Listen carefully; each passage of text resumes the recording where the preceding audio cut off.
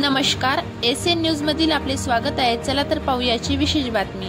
मौजा अनकवाडी येथील शेतकरी प्रशांत साबळे यांच्या शेतातील ज्वारी हे पीक सततच्या अवकाळी पावसामुळे त्यांचे अतोनात नुकसान झालेले आहे। शेतकऱ्यांच्या हातातोंडाशी आलेला घास या अवकाळी पावसाने हिसकावून घेतलेला आहे। तसेच कांदा, तीळ हे पीक सुद्धा पावसाने सडलेले आहे। त्यामुळे शेतकऱ्यांचे अतोनात नुकसान झालेले आहे।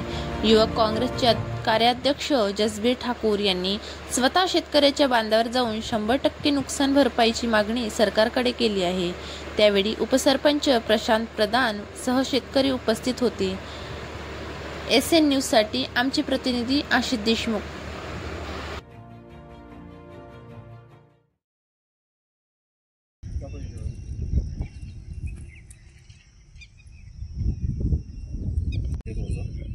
पंधरा तारखेपासून कंटिन्यू पाणी चालू आहे। 15 तारखेला मी ज्वारी काढली होती ही शेताच्या बाहेर बाया सांगून, पण अवकाळी पावसामुळे पूर्ण ओली झाली आहे आणि असे आपल्याला कुबीर निघाले आहे।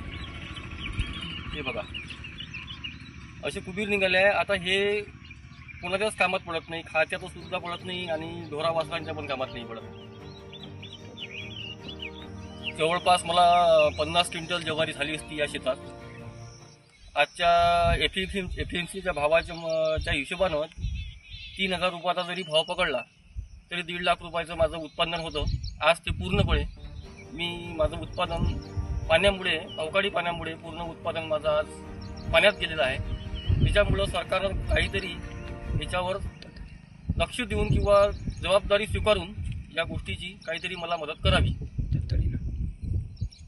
5 ते 6 दिवस झाले या दिवसा तालुक्यात सतत पाऊस पडून राहिला।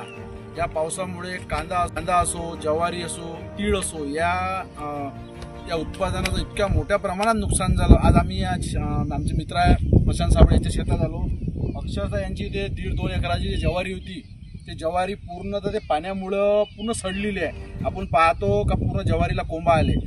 आमच्या शासनाला एकच विनंती आहे का त्यांना काही ना काहीतरी मदत या शासनाने केली पाहिजे। अक्षरशः त्या इतकं मोठं नुकसान होऊन जर शासनाकडून एक सर्वे सुद्धा झालेला नाही, म्हणून आमची अशी विनंती आहे की सर्वे सुद्धा करावा आणि तातडीनं आर्थिक मदत देण्यात यावी, इतकीच आमची विनंती आहे। शेतकऱ्याचा अंत सरकारने पाहू नये, बस एवढी आमची विनंती आहे।